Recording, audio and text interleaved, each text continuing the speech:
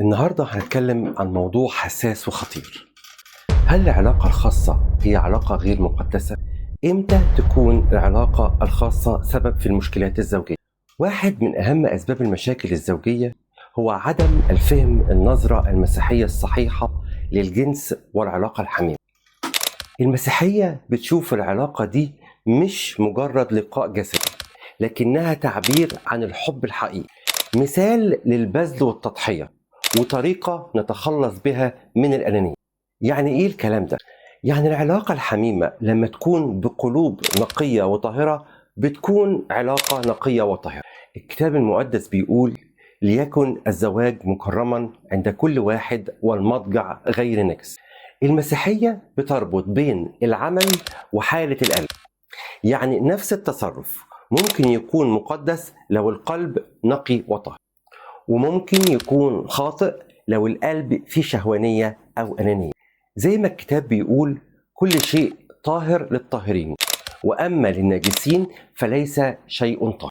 العلاقة الزوجية في المسيحية بتستمد نقاوتها من حالة القلب. اللي واخدين المسيح شريك في حياتهم لما القلب بيكون نقي العلاقة بتكون مقدسة. ايه تاني ممكن يسبب مشاكل؟ تعالوا نعرف مع بعض. كلمتين وبس.